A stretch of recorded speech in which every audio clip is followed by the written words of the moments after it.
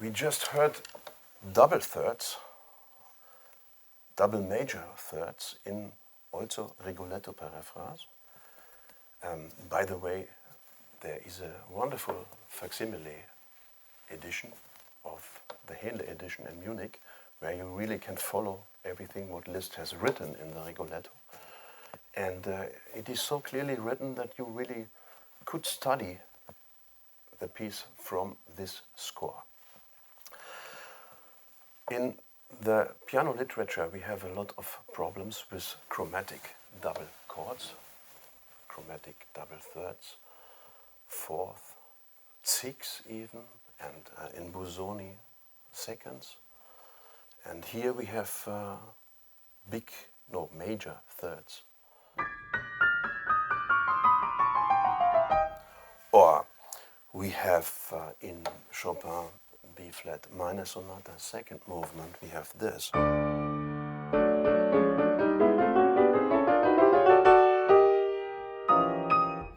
Or in Etude Opus 10 number 3 of Chopin, we have double chromatic tritony in the left hand.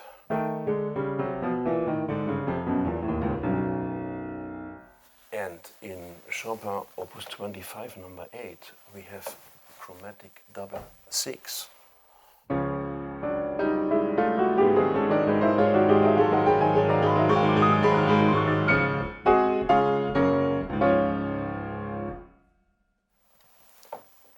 I always was thinking about the fingering for this. When you are a pianist, you know how difficult it is. And in every edition, there is a new fingering you have to think about. Then there are exercises how to do it. And so every passage, you need a new fingering or you need to think about. And in the years, suddenly I had the idea, we always have two voices which have the same direction in chromatic scales. So you have, and if you play chromatic scales like this, here there are 3 octaves in between, but the direction and the notes of each voice are exactly the same. So I thought maybe there is a solution for it, and I guess I found one, and I would like you to try it and also tell me if it works. For this, one has to prepare the printing of the two voices, and it's a little bit like a work of art in the kindergarten at the beginning. And this is the thing for the first voice, for the soprano voice. And this is the thing for the second voice. And you write down the names of the note, for example, C, C sharp, D, E flat, and so on, separately for both voices. And here I have prepared it, and you will see it in the scan. This is the fingering for the soprano voice. We have 5 fingers, so for 2 voices, we cannot use 2.5 fingers. We have to divide in 2 or 3. And the soprano voice normally has 3, 4, 5.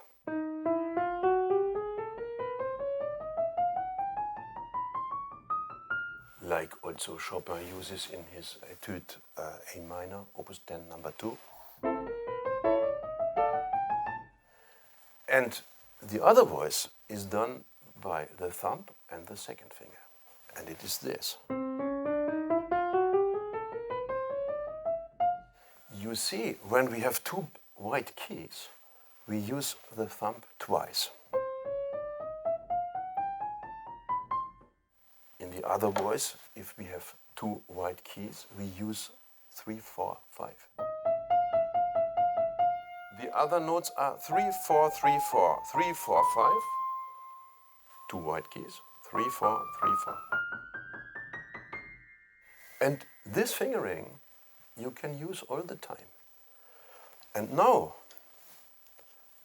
if you see this soprano voice, which is 3, 4, 5, 3, 4, and I put down the other voice, and I put it here, I wrote the fingering, so I have the fingering for minor thirds. It is 3-1, 2-4, 5-1, 3-2, 4-1, 3-1, 4-2.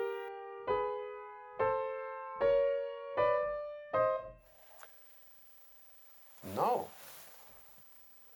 we have in this minor thirds, we have always 1, 2, 1, 2, 1, 1, 3, 4, 5, 3.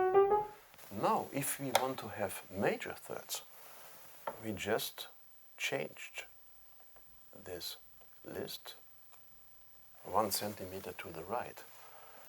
Then we have the fingering for major thirds. So we have the 4 on the E, we have the thumb on the C, and then 4-1, 5-2, 3-1.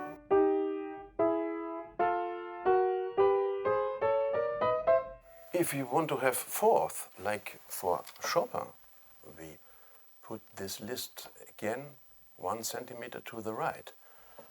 Now we have the fingering for fourth. 5 for the F, 1 for the C.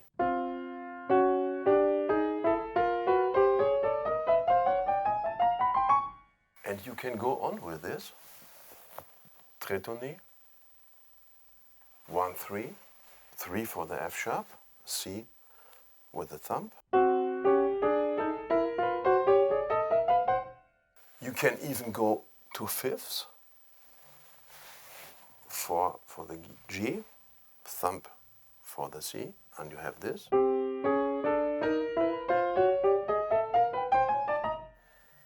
You can do even with 6, like in the Chopin.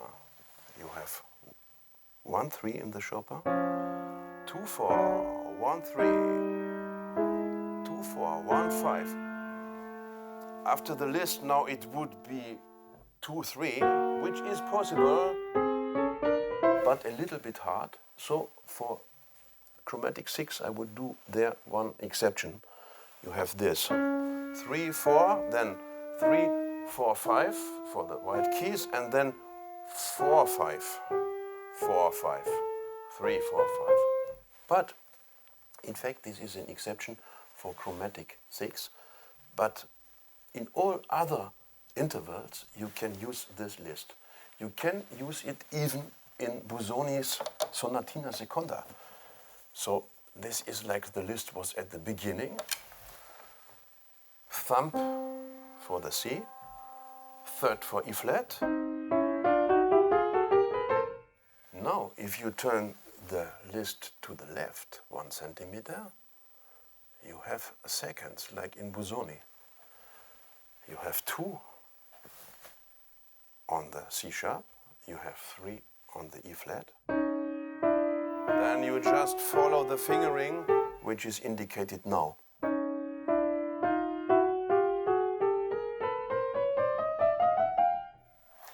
And so with this, you have the fingering for all possibilities of chromatic chords.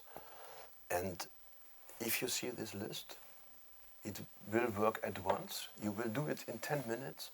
And I had the experience that all my students could do it.